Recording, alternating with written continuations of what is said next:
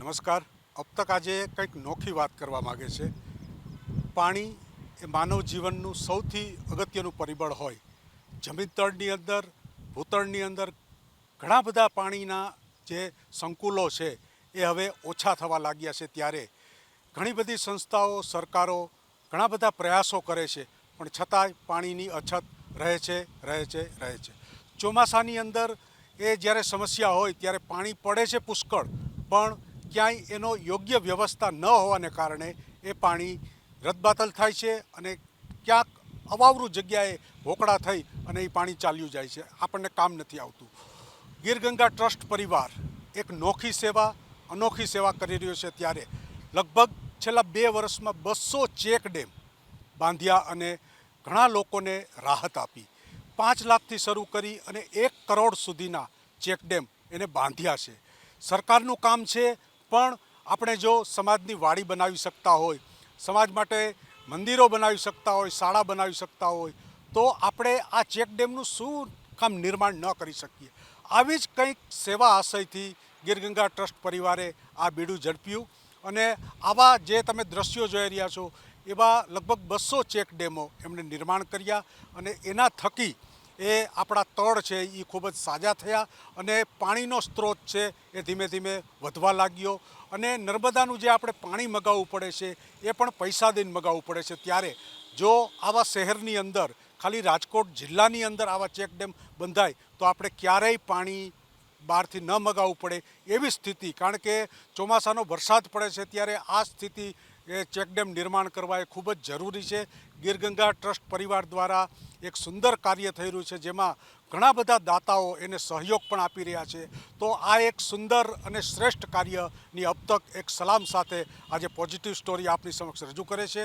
જે દ્રશ્યો નિહાળો છો એ ક્યાંક ને ક્યાંક તમારા મારા જેવા લોકોએ આપેલા પૈસામાંથી બનેલા ચેકડેમો છે અને પાણી એકદમ શુદ્ધ કે જે પીવાથી આપણને રોગ નથી થતો. આવી કંઈક નોખી સેવા એટલે ગીર ગંગા ટ્રસ્ટ પરિવારનું આ સુંદર સેવા કાર્ય.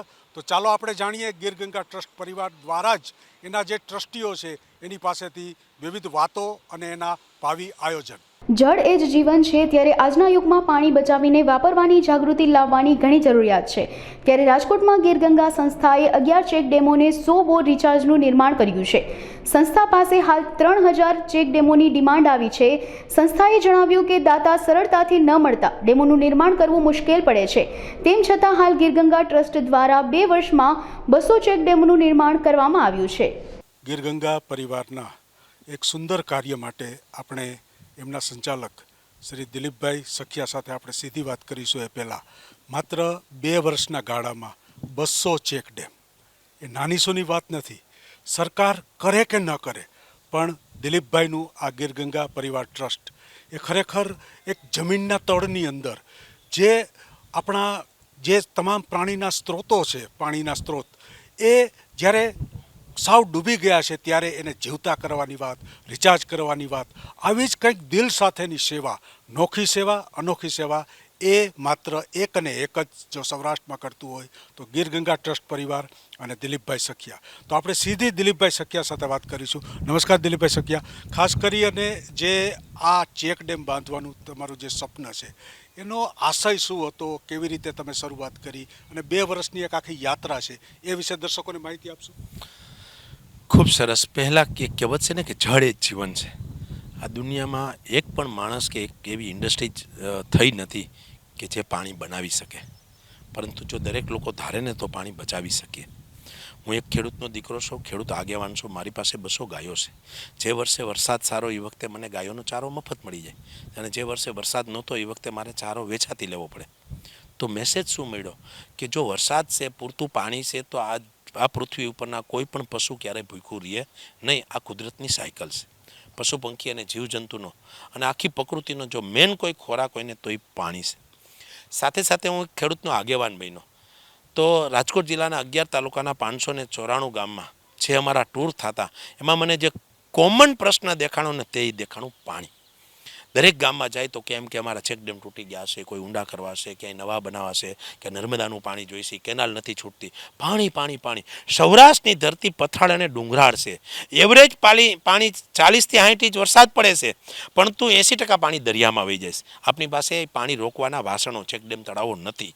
વધારે પડતા એને ઊંડા કરવાની જરૂર છે.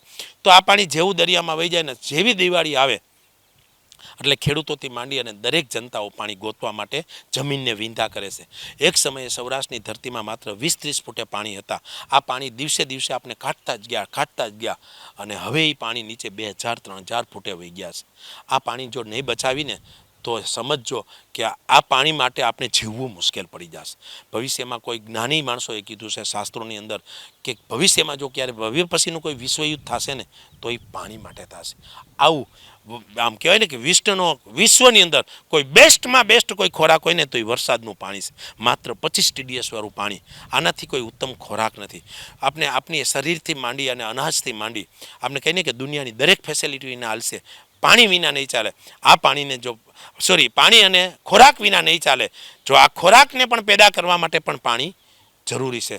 તો આવું કિંમતી પાણી બચાવવા માટે અમે સરકાર સામે પણ બહુ મહેનત પણ કરી ખેડૂત આગેવાન તરીકે, પરંતુ ક્યાંક ને ક્યાંક સરકારી સિસ્ટમ એવી છે કે જે તળાવો દર વર્ષે તૂટે છે એટલા પણ રિપેર નથી થતા. તેને હિસાબે ખેડૂત આગેવાન તરીકે અમે વિચાર્યું કે આનો પ્રશ્ન શું સોલ્વ કરવો. તો અમારી એક સંસ્થા હતી ગીર ગંગા પરિવાર ટ્રસ્ટ. અમે એક ડેમ ગોતતા ગયા, ડેમને લાયક દાતા ગોતતા ગયા, એક પછી એક ડેમ રિપેરિંગ કરતા ગયા. ડેમને લઈને, પાણીને લઈને લોકોની પણ એ જ માનસિકતા હતી. અમુક ખેડૂત આગેવાન તરીકે અમે કોઈ ગામમાં જાય, ગામની અંદર સભા કરી, ગામમાં જો સમાજ બની ગયો હોય, ગેટ બની ગયો હોય, ગૌશાળા થઈ ગઈ હોય, આમ કહેવાય ને કે ચબૂતરા થઈ ગયા હોય, મંદિરોના જીર્ણોદ્ધાર થઈ ગયા હોય, આ એક પણ વસ્તુમાં સમાજે એક પણ ક્યારેય પણ સરકારનો રૂપિયો ન લીધો હોય, પરંતુ એ જ ગામમાં આપણે પૂછીને કે ચેકડેમ તળાવ બનાવવું હોય તો નીચેથી માંડી અને ઉપરના વ્યક્તિનો એક જ વાત આવે કે આ કામ સરકારનું છે. એને હિસાબે સરકારની વાટ જોઈ અને આ કાર્ય નહોતું થતું. એટલે અમે લોકોમાં અવેરનેસ આવતા ગયા કે આનાથી કોઈ બેસ્ટ કોઈ સારું કાર્ય નથી, આનાથી મોટો કોઈ ધર્મ નથી અને આનાથી કોઈ મોટું દાન નથી. લોકોને સમજાવતા ગયા, એક પછી એક ડેમ બનાવતા ગયા. આ છેલ્લા 2 વર્ષમાં અમારી સફરમાં આ વર્ષે અમે 2 બસો કરતાં પણ વધારે ડેમને ક્રોસ કર્યા છે. અમારા સંસ્થાનો સંકલ્પ છે 11,111 ચેકડેમ બનાવાશે. માનો એવી ઈચ્છા છે કે જે 2-3 હજાર ફૂટે પાણી વહી ગયા છે ને એ પાણી પાછા કેમનું અધર આવી શકે. આપણા સૌરાષ્ટ્રની ધરતીની અંદર ઉનાળાની અંદર પણ નદીઓમાં પાણી વહેતા હતા. આપણી ભાદર છે, સાવલી છે, શેત્રુજી નદી છે, આ નાવલી નદી છે, આ નદીઓની અંદર ઉનાળામાં પણ પાણી વહેતા હતા. અત્યારે તો જેવો વરસાદ પૂરો થાય અને દિવાળી પૂરી થાય ને એટલે પાણી સુકાઈ જાય છે. તો પાણીનો વપરાશ પણ વધ્યો છે. રાજકોટ જેવા મોટા મહાનગરપાલિકા, આ સૌરાષ્ટ્ર અત્યારે 60% નર્મદા ઉપર નિર્ભર છે. હું એમ કહું છું કે કોઈ કારણોસર આપણે ઇતિહાસમાં જોયું છે કે સૌરાષ્ટ્રમાં 86, 87, 88ના દુષ્કાળ પડ્યા હતા.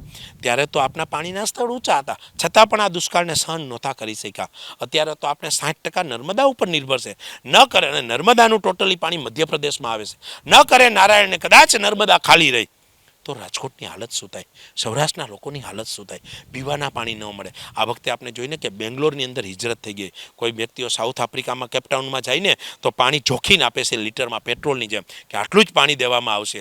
તો આ પાણી આટલું કિંમતી છે. આ પાણી બચાવવા માટે લોકોએ આગળ આવવાની જરૂર છે. એક સંસ્થાના જવાબદાર વ્યક્તિ તરીકે હું લોકોને અપીલ કરું છું, છોકરાના જન્મદિવસની અંદર, તમારી લગ્ન તિથિની અંદર વડીલોની યાદમાં નાના મોટા ચેકડેમો બનાવો. અમારી સંસ્થા પાસે 3000 ડેમોની યાદી છે કે જે 50,000થી માંડી અને 5 કરોડમાં તૈયાર થાય. જેવું જેનું લોકેશન, તો યથાશક્તિ મુજબ જેવી જેને ભગવાને, હું તો કહું કે દરેક વ્યક્તિએ પોતાની જિંદગીમાં એક તો નાનું મોટું ચેકડેમ તળાવ ક્યાંક ને ક્યાંક બનાવવું જ જોઈએ. કારણ કે માણસ મર્યા પછી એમ કે ને કે મોક્ષ મળે, તો મોક્ષની વ્યાખ્યા શું? કે આપણે કોઈનું લેણું બાકી ન રાખ્યું હોય તો આપણે બીજી વાત તો ભૂલી જાય, પણ પ્રકૃતિનું લેણું બાકી રહે. જન્મીસી અને મરી ત્યાં લગી પાણી વાપરા જ કર્યું છે. તો ક્યારેક તો ધરતીને આપતા શીખીએ.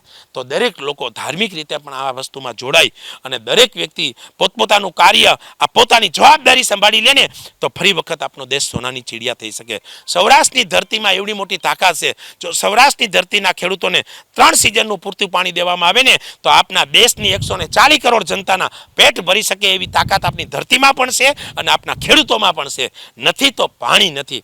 તો આ પાણી બચાવવાના અભિયાનમાં હું દિલથી લોકોને અપીલ કરું છું કે દરેક લોકો પોતાની નૈતિક જવાબદારી સમજી અને આ કાર્યને ગતિ આપવા આ વિનંતી સાથે મારી વાત અહીંયા પૂરી કરું. અમે ગીરગંગા પરિવાર દ્વારા 11,111 ચેકડેમ બનાવવાનું જે નિર્માણ કરવાનો સંકલ્પ લીધો છે એમાં 200 ચેકડેમ પૂરા કરી શક્યા. એમાં 7 તો મોટા વિશાળ તળાવો, જેના હિસાબે રાજકોટના 50થી વધુ હાઈરાઇઝોને પાણી પૂરું પાડશે. જે 1800-2000 ફૂટે ભૂખરી વિધિને પાણી કાઢતા એમ 250-300 ફૂટે પાણી આવી ગયું છે અને ઘણું બધું પાણી બચત થઈ ગયું છે. ત્યારે લોકો સુધી આ પાણીની વાત પહોંચે, લોકો વધુને વધુ આ પાણી બચાવવામાં જોડાય. હું આ સાથે વિનંતી કે ભલે અમે 11,111 ચેકને બનાવીએ, પણ ગૃહિણીઓને એક વિનંતી કરું કે આપના નળ ઓછા ખોલો અથવા પાણીનો બચત આપ કરશો એ પણ આપણા માટે એટલું જ વ્યાજબી છે. સાથે સાથે દરેક ઘરનું અગાસીનું પાણી છે એને રિચાર્જ કરવા માટે આપણા ઘરે પણ એક બોર બનાવીએ અને એ પાણી પણ બચાવીએ તો આપણા માટે શુદ્ધ પાણીની સગવડ કરવી આપણા બધા માટે ફરજ છે. એ ફરજ સૌ નિભાવીએ એવી મારી સૌને વિનંતી.